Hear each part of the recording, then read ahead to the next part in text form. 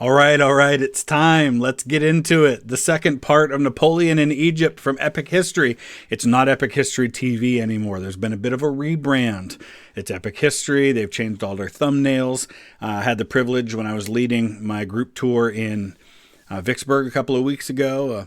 Had some folks who are connected to this production of Epic History who did a lot of the work behind this. So excited to be able to look at this now, knowing kind of the faces behind it a little bit. So been pretty cool to do that. And I'll have more to say about them as we go along in the future as we look at some other videos. But this is the Siege of Acre.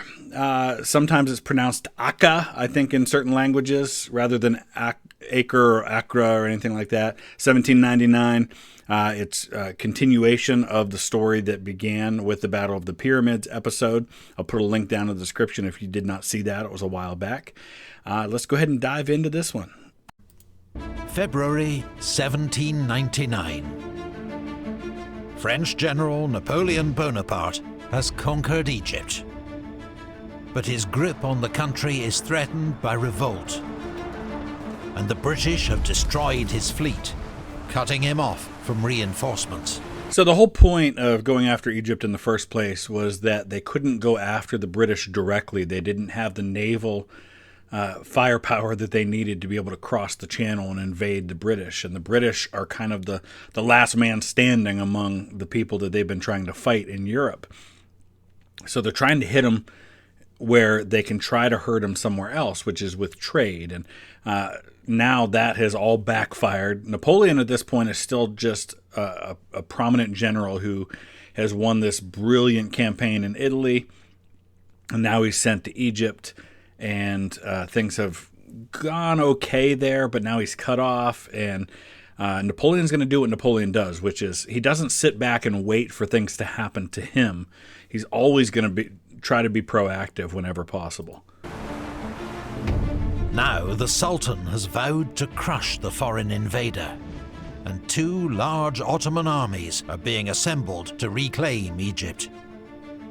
But Napoleon will not sit and wait for them quietly. Nope. He has decided to strike first. The forces gathering in Syria, rumored to be 50,000 strong, pose the greatest threat. So if you're Napoleon, you're about as far away as you can get from your home base in France. You are cut off by sea by the British. You are in a hostile land. It's a completely foreign climate and religion and language to your men. You can sit there and wait to be crushed and surrounded, or you can try to do what Napoleon does, which is defeat them a little piece at a time and maybe buy yourself some time and bring them to the negotiating table. So they will be his first target. On the 10th of February, Napoleon leads a force of just 13,000 men into the Sinai Desert, bound for the Holy Land. It's all the men he can spare, with so many needed to hold down Egypt. Nevertheless, it's a highly motivated, experienced, and well-led force, organized into 4 infantry divisions and a cavalry brigade, commanded by Murat. It's not a lot of men at all. For Napoleon, speed and surprise are imperative, but things start to go wrong very quickly. The French are again poorly prepared for the harsh conditions and heat of the desert. Water is scarce. Food runs short. At El Arish, they unexpectedly find the town garrisoned by 3,000 Ottoman soldiers. The siege holds Napoleon up for 11 days, but costs 400 casualties. When you only have 13,000 men and time is everything, a siege like this can completely throw everything off. This is what happens to the Germans at the beginning of the First World War. they get slowed down at places like Liège by a smaller force that they know they'll be able to defeat, but every day, every hour is important. And when you get slowed down, it buys time for other people to do what they need to do to combine their forces against you. And 400 casualties doesn't sound like a lot in the grand scheme of Napoleonic wars, but when you only have 13,000 to begin with, those add up fast. Both of which he can ill afford. The garrison's surrender is secured only with generous terms. They are disarmed, but allowed to leave after swearing an oath not to take up arms against the French for a year. The French army continues into Palestine. Its fertile plains and fruit trees a relief after the desert. On the 24th of February, the French occupy Gaza, where they're delighted to find large stores of food and ammunition abandoned by the Ottomans. Napoleon's next objective is the port city of Jaffa, held by 5,000 Ottoman soldiers. His field guns blast away at its stone walls. This is what Napoleon has to count on, not only speed and surprise, but also his superior firepower and superior tactics, hopefully, for him. But these sieges, they're just going to be brutal because they're going to take time, and every one of them can be held by a much lesser force against what is not a real big army to begin with. Until finally, a breach is made.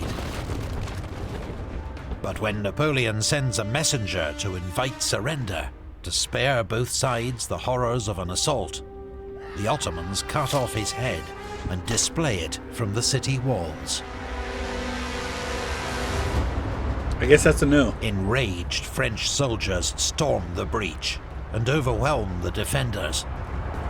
Then they flood into the city, embarking on a killing spree that lasts 24 hours. The sights were terrible, wrote one French witness. The sound of shots, the shrieks of women and fathers, piles of bodies, the smell of blood, the shouts of victors quarreling about loot. And if you're Napoleon, you don't want your men getting bogged down with looting a city. You need to defeat them and get moving. This is not your final objective. The butchery is indiscriminate. Women and children are slaughtered alongside 2,000 Ottoman soldiers. The next day, order is gradually restored. But more horrors are to come.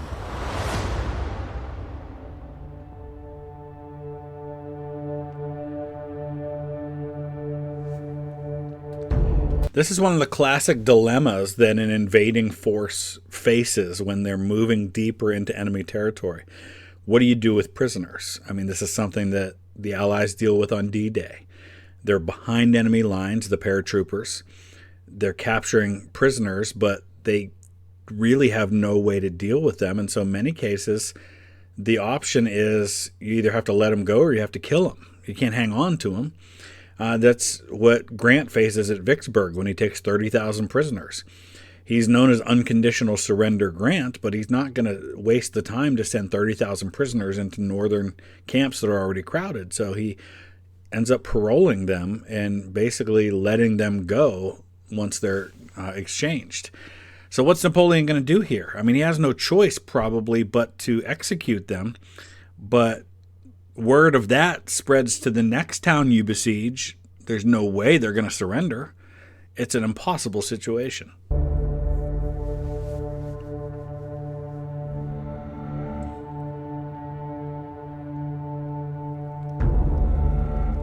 In the aftermath of the sack of Jaffa, Napoleon finds himself with 3,000 Ottoman prisoners who have been promised their lives.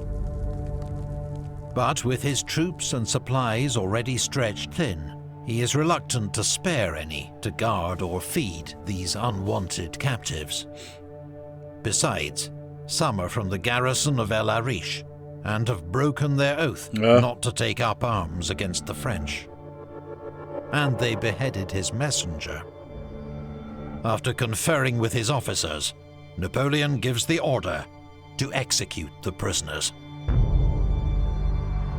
Over 3 days, the French lead the prisoners in batches to the beach and slaughter them. Some are shot, some are simply driven into the sea, and by the 3rd day, French troops are ordered to use bayonets to save their ammunition. That's a whole different way of killing somebody, going up close and personal with a bayonet versus shooting them from a little bit further away. Boy, this can't go well for them. Atrocity that Napoleon will defend for the rest of his life. I had no choice, he insists, many years later. Probably didn't, but it's still the not good. massacres provide easy propaganda for his enemies. While if the intention was to terrify his enemies, it seems only to have encouraged them to fight harder. Yep. Well, yeah, because now there's no chance they're going to surrender because they know what awaits them. Better to die killing your enemy than to surrender and have them execute you on the beach. As if by divine judgment, within days, hundreds of French soldiers fall sick with bubonic plague.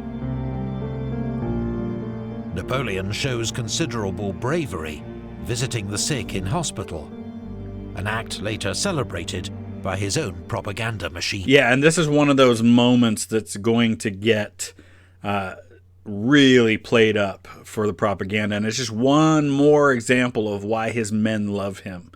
They call him the Little Corporal as a term of endearment, and he's a guy that they believe, even though he's a brilliant general and he leads as a brilliant general, he's also a guy who's willing to get down there and dirty with them when it comes right down to it.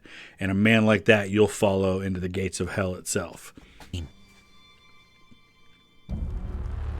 Napoleon now heads towards his main objective, Acre. The ancient port city, famed for its role in the Crusades, is now the seat of the local Ottoman governor.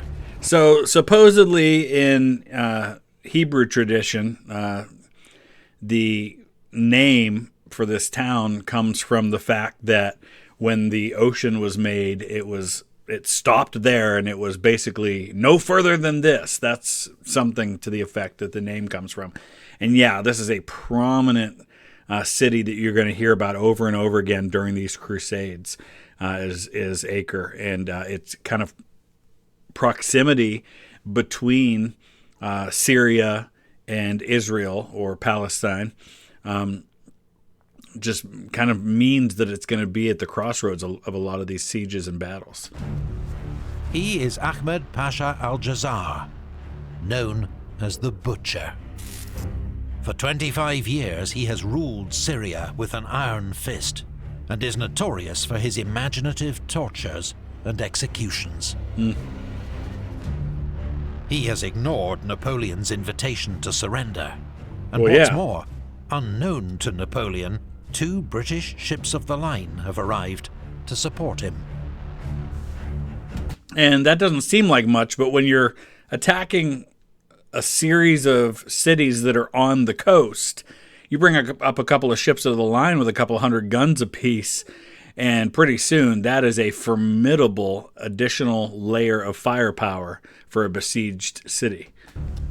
Napoleon arrives at Mount Carmel, 12 miles south of Acre, just in time to see the British capture a coastal convoy carrying his vital siege guns. Jeez. Their loss is a massive blow to his hopes for a quick siege.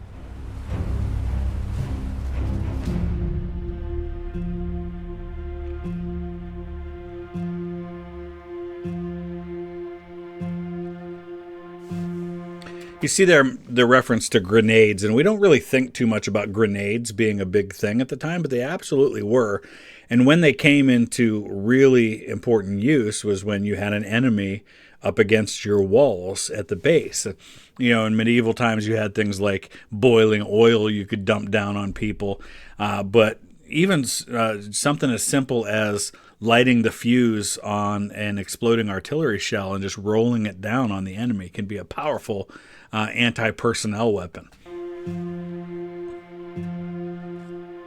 On the 18th of March, the French arrive outside Acre's walls and start to dig in. Without their siege guns, the city's defences are a major challenge. Acre bristles with 250 guns, is surrounded on 3 sides by the sea, and on the other by walls that are 8 feet thick. The British control the sea, ensuring easy resupply. So then when you add the guns on these ships, you're talking, 400 or more guns facing the French. And have landed Marines, naval gun crews, and now Napoleon's own siege guns to bolster the defences. Oops. The British commander, Commodore Sir Sidney Smith, is energetic and full of ideas. While a French émigré, Antoine de Philippot, a former classmate of Napoleon's, provides expert siege advice. 10 days after their arrival, the French bombardment begins. Napoleon's field guns smash a small breach in the walls, but are then overwhelmed by counter-fire. 40 gunners are killed, and all but 3 guns disabled. Wow. Can't afford Napoleon that. sends in his infantry with scaling ladders. He's trying to get a quick end to this. This is not a recipe for a long-term scenario where he's going to be successful. A hidden moat breaks up their assault, while defenders blast them with muskets and hurl down rocks. The French hurriedly fall back in disorder. Any man left behind is likely to be decapitated. The butcher has offered a reward for every French head he has brought. Yeah, that's the other problem with having executed those prisoners, is now you can expect no better for your own men at the hands of the enemy. The French then repel an Ottoman sortie, inflicting heavy losses. The siege of Acre enters a stalemate. Napoleon... And if you're Napoleon, you got to worry about what's happening behind you. You only got 13,000 men. It's already tough enough to lay siege. What if a relief force comes from behind you? You're really in trouble then. This has to happen fast. wait for heavier guns to arrive from Alexandria before he risks another assault.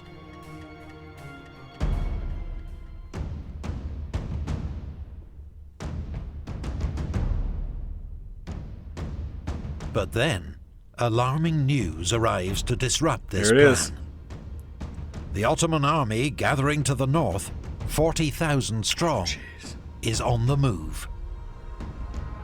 What a nightmare. Napoleon can spare just 4,000 men to face them. The odds seem insane, but Napoleon trusts in the training and experience of his troops, and particularly the quality of his officers. Unsure of the enemy's line of advance, he divides his force. On the 8th of April, at Nazareth, Junot locates and scatters an enemy cavalry force 10 times his number. Wow. 3 days later, Kleber defeats 5,000 at Cana. While Murat... Fascinating to see these names. Nazareth. Well, who's from Nazareth? Jesus. Cana. It's where the Bible records that he performs his first miracle at a wedding at Cana. surprises another force north of Lake Galilee.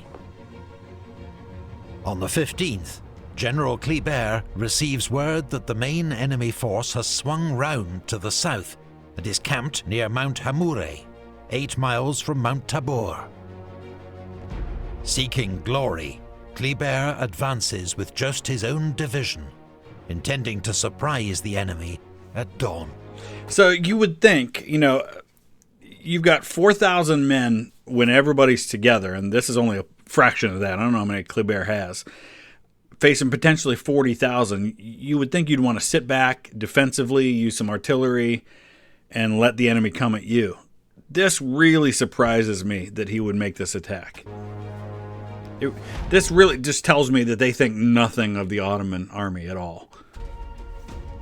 But he misjudges the march. When the sun rises, he's exposed on open ground. His 1,500 men facing 35,000. Oh my gosh, dude.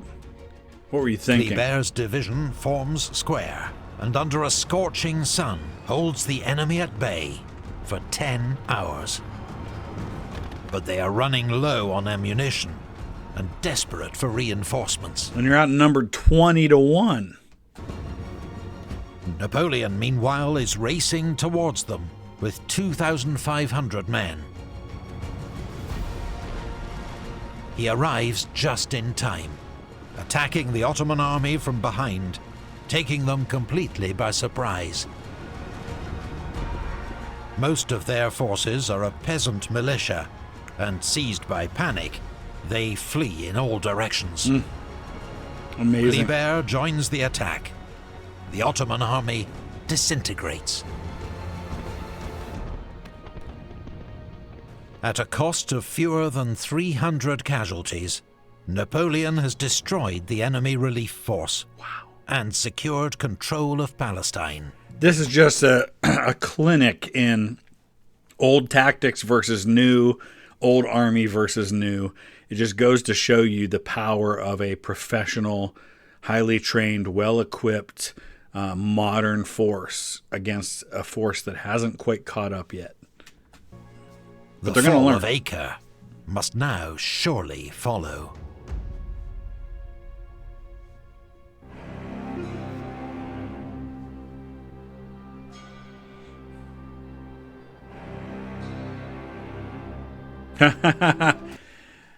The British are always masters of propaganda, and this was absolutely the case during the Napoleonic Wars. Can you doubt that in sending you to such a remote country, the Directory, who was ruling France at this time, had any other aim than to exile you from France and make every one of you perish? That's some powerful stuff, and you have to think that at least sticks in the back of the mind of some of these guys. It certainly has to feel that way. But at Acre, the situation is deteriorating for the French. Without control of the sea, they can do nothing to prevent supplies and reinforcements entering the city. You can't surround them. While their own ammunition stocks are so low, men are sent to find spent cannonballs to fire back at the city. Most alarmingly, plague breaks out in the French camp, with around 20 new cases every day. Then, suddenly, a chance to end the siege. On the 24th of April, the French explode a mine under one of Acre's towers, causing serious damage. Napoleon orders an immediate assault. Hundreds of grenadiers charge forward. But once more, they come under torrential fire and have to fall back. It's interesting to me. I wonder what the terrain is like there and how you go about digging a mine in ground like that. The clock is ticking for Napoleon. Surely it won't be long before the Ottoman army assembled at Rhodes makes its move. And he fears having to recross the Sinai Desert in high summer, when the heat will be lethal. Finally, on the 7th of May, Napoleon's replacement siege artillery arrives. Not wasting a moment, the French heavy guns opened fire next morning. Large sections of the city's crumbling walls are brought down. French troops attack at multiple points. Some fight their way into the city. But counterattacks by British Marines and Turkish troops throw them back. General Lannes is wounded in the neck and has to be dragged to safety, narrowly escaping the Pasha's head choppers. I was going to say, you don't want to be a general and get caught in there. On the 10th of May, Napoleon calls on Kleber's grenadiers to make a final attempt on the city. Nothing could be more beautiful than Kleber on the day of battle, remarks Napoleon. as the general leads his division forward with unflinching courage. General Bon advances with his troops in support. He is mortally wounded in the fighting. For all the French heroism and courage on display, the firepower, ferocity and skill of their enemy proves insurmountable. Napoleon, observing the attack from a forward battery, is knocked off his feet by a near miss. Finally, he accepts his men have done all that can be asked. The attempt to take Acre has failed. It was a long shot in the best of situations. And once again, I mean, if you're Napoleon, you have to think to yourself, oh, the British, it's always the British. I mean, he can take on the world and win, but every time he feels like he's got it, along come the British with their navy, along come the British with some marines and some guns, and they do just enough to help whatever that other country is that Napoleon's facing to be able to withstand it.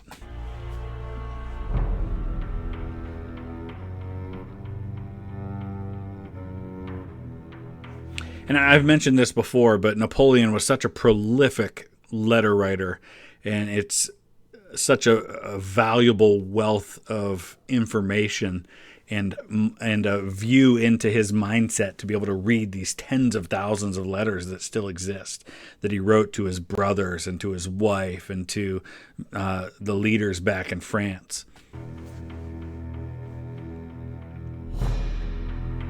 Acre is Napoleon's first major military defeat. The 4-month campaign will cost him 4,500 casualties, more than a third of his army's fighting strength. It's amazing it wasn't worse. Nevertheless, Napoleon has succeeded in his main objective, neutralizing the threat from Syria. On the 20th of May, his army begins the 300-mile march back to Egypt. En route, Makes me wonder if, in hindsight, knowing that so few of his men were able to take on and defeat such a large Ottoman force, it makes me wonder if, in hindsight, he wouldn't have been better off just to wait, just to sit back. I know that's not his nature, but it seems like if he could have just held his base in Egypt and in the Cairo area, he could have brought a pretty large force to bear. He wouldn't have had to march them across the desert. He wouldn't have had to deal with losing those supplies and losing those men. I don't know, just a thought. What do you think? At Jaffa, Napoleon orders that around 50 of his men, riddled with plague and unable to march, be put out of their suffering with an overdose of laudanum. They are mercy killings. The victims would have suffered worse at the hands of the enemy. Yeah. But the decision is still controversial. The French retreat continues into the desert. The heat is overpowering, and water in short supply. Morale is at rock bottom. Finally, after 25 days of marching, the army reaches Cairo on the 14th of June. Their return is marked by triumphal parades and celebrations across the city. Imagine being a soldier who has just done all this marching, seen a bunch of your friends die, you've won nothing of any lasting value, and now you're coming back and doing parades as if you've done something grand. Organized by Napoleon.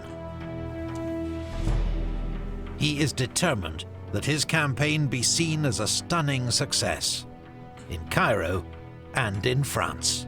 It's all about how you can sell it. The men have just a few weeks to rest. On the 15th of July, news arrives that the long-awaited Ottoman invasion has begun at Abukir.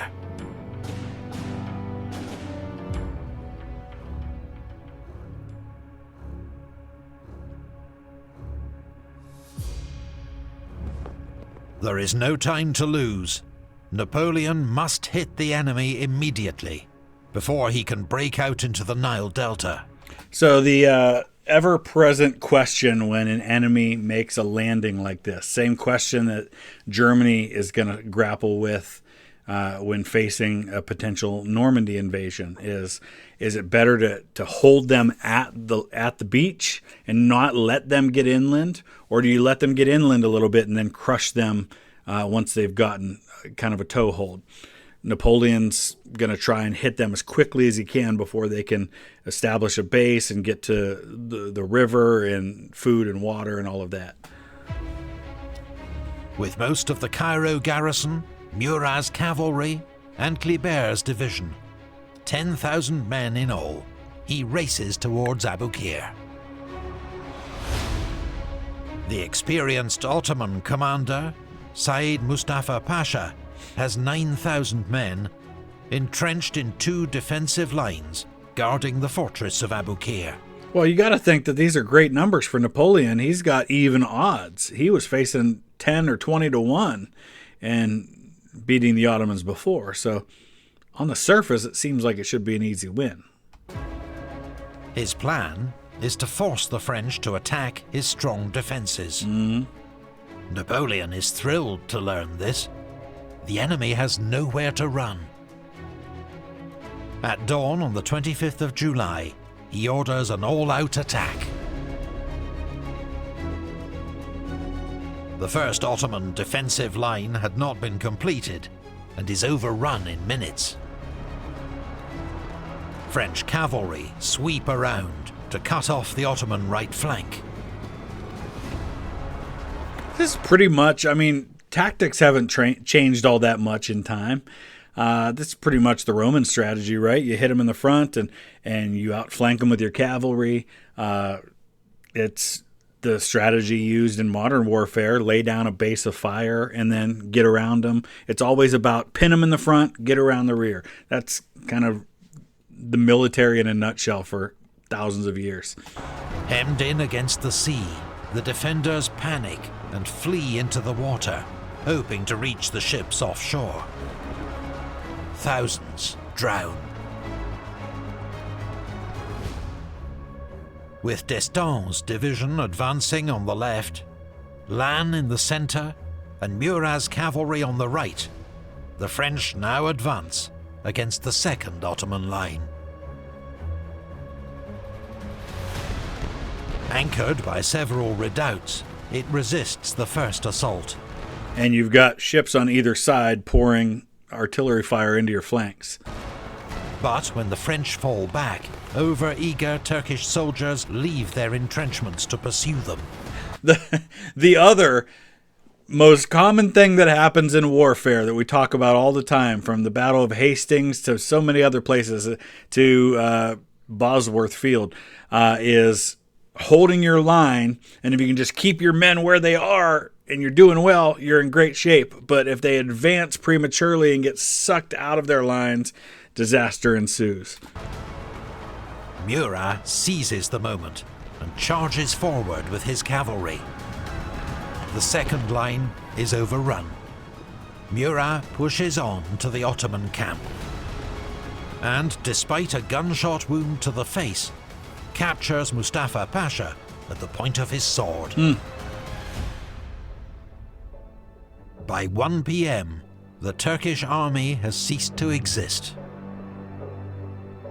Just 5,000 survivors remain, holed up in the fortress. They surrender 8 days later, on the 2nd of August. What do you do? 1 year to the day after the destruction of Napoleon's fleet. What do you do with these guys?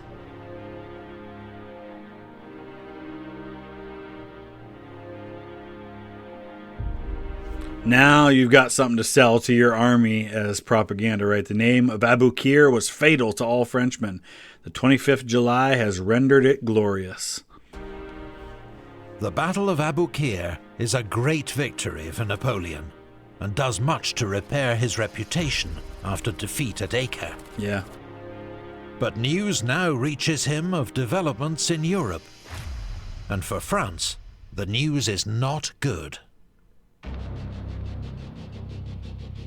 A new second coalition has been formed against France, led by Britain, Russia, and Austria.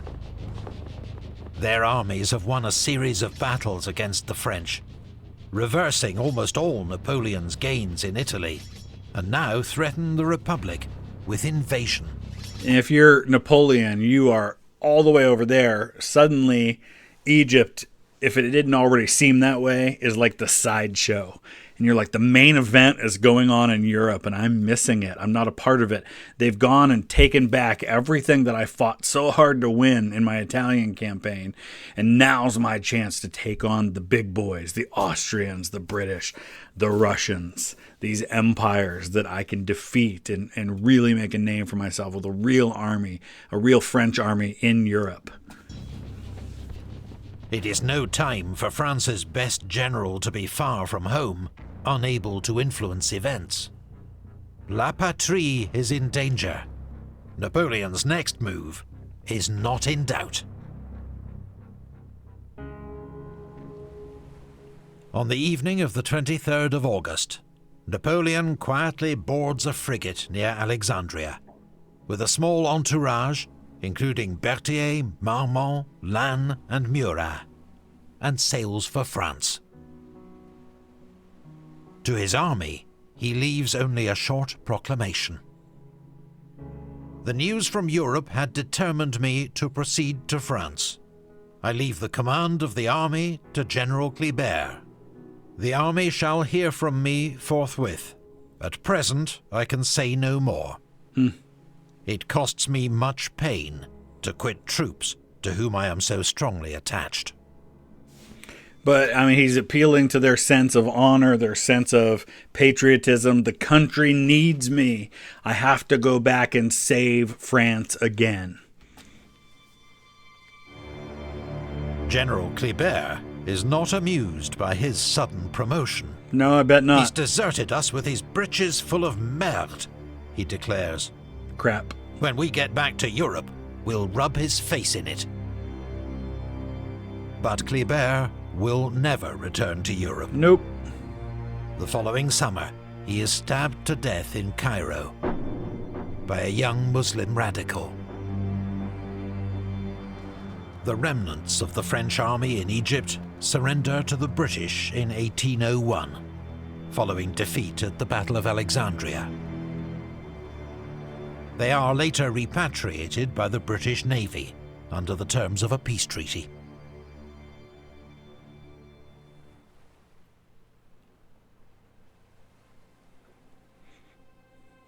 I saw the way to achieve all my dreams. I would found a religion. I saw myself marching into Asia, mounted on an elephant. Who are Napoleon's two great heroes? Caesar, Alexander the Great.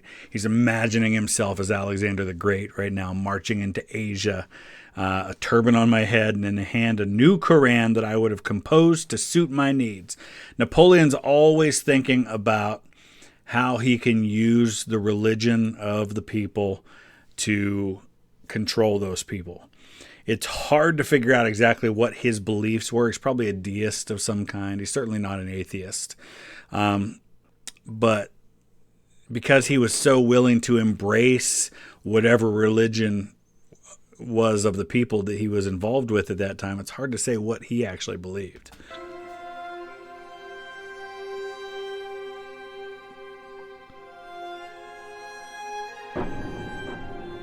Napoleon's expedition to Egypt was a costly failure for France. Its aims, which had always been vague and opportunistic, became impossible following the destruction of the French fleet at Abu Qir. And though it has lived long in popular imagination, for every dashing act of heroism or romantic legend, there was a moment of immense brutality and terrible suffering. But that's war. I mean, that is war in a nutshell. We love to focus on the stories of heroism, but we forget that that heroism typically comes in the midst of unimaginable death and carnage and things. There's nothing glorious about war at all. Anybody who has ever been in combat, I have never been, thank God that I've never had to be in that situation. I'm grateful for the millions who have done that to allow me to sit in a room and talk on YouTube. But it's always been this dichotomy of glory and acts of heroism and also the basest of human experiences. The expedition did have one positive legacy. Shortly before he Yep. left for France, Napoleon was invited to inspect a stone slab that his troops had pulled from the rubble while building a fort near the town of Rosetta. And here's the thing, it's not just the Rosetta Stone, which is really big, by the way. It's at the British Museum. Really cool to see. There was a lot more in terms of discovery, and this also really kicks off a century of incredible discovery when it comes to Egypt. And in less than a year, I'm going to be going to Egypt, and a bunch of you are going with me. We've got a tour of Egypt coming in March of next year. We've got 4 spots left on that tour, and in about a week, it's going to be going up for sale. I expect they'll be gone in a couple hours. It's been open to patrons and members so far, and they've taken most of the spots. Here it is, Rosetta Stone. Dating to the 2nd century BC, the slab was inscribed with a royal decree. Uniquely, the same text appeared in Demotic, Ancient Greek, and Egyptian hieroglyphs. The French had to hand it over to the British under the terms of their surrender, which is why the Rosetta Stone now sits in the British Museum. Indeed it 2 does. decades after its rediscovery, the stone proved the key to unlocking the lost language of Egyptian hieroglyphs. There'd been a lot of work already done on trying to decipher it, but the Rosetta Stone really made the job a lot easier of figuring everything out. Revolutionizing the study of ancient Egypt. This and other discoveries by the French savants spawned an entirely new discipline: Egyptology, the study of Egypt's distant past that continues to fascinate and amaze us to this day. And that's an underrated part of who Napoleon was. He was always more than just a general. He was always interested in politics and writing laws. He was interested in science and math and all of those things. And so it's no surprise that he embraced wanting to study a place like Egypt, especially because of his love for people like Alexander the Great.